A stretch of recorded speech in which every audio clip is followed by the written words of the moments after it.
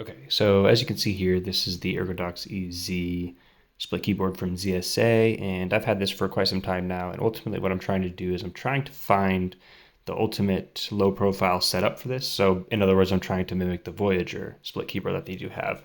So what did I end up finding here is I ended up finding some Otemu low profile switches, as you can see over there, and then right over here the original MX switches that came with the Cherry MX switches that came with the keyboard.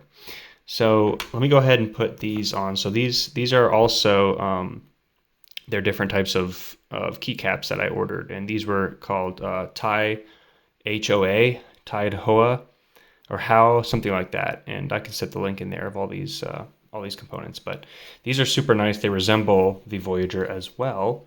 And then they also set a different height length, so I'll show you here in a minute. Kind of just walk through the issues that I found as well. So here's the height length of the two, right? It's a pretty big deal. And of course you have your original keycaps that came with the Ergodox with the original Cherry MX switches underneath those as well. So there's a big difference, huge difference when it comes to optimizing this as low profile as possible. So I ran into some issues, right? So the reason why these three right over here, these three keys, I wasn't able to put the Otemu low profile switches is because the Otemu low profile switches, they have a shorter stem than the Cherry MX, and they don't actually function on here. I've heard a lot of people on Reddit, not many people have done this, but that I've done research on, but a lot of people on Reddit that they posted and said that, their Q key didn't work at one point, or, this key somewhere else on the keyboard didn't work. In my case, it was these three, and it was this one as well. So basically I ordered Otemu switches for all these keys, but the ones that functioned, I put them on, and I couldn't, put them on the ones that didn't function. So, and then of course, I think it's the escape as well, I wasn't able to do. Now, I will say that I left it on purpose right here in the back.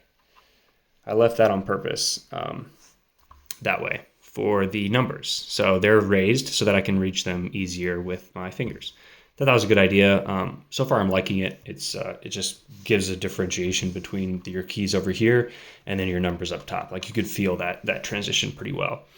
Tai Hao, there we go. So that's the pronunciation of those keycaps. Really good keycaps. Like I said, they resemble the Voyager. So yeah, these were the issues I had with it, with this transition. I was really bummed. So I'm kind of waiting basically for when they come out with another Cherry style MX, low profile switch, which will come out who knows when, but when they and then they'll resemble the stem of a normal MX Cherry, and then we won't have all this issue, with some of the keys not working because they're not long enough. So yeah, that's kind of the setup that I have, and also I used these as well. I didn't want to buy them from ZSA because they're like $30 plus shipping, and so I didn't order them when I originally got the split keyboard. So I wanted to just try and go the cheap route. These work fine. These work great. Now these don't work as well if you have the original keyboard setup. So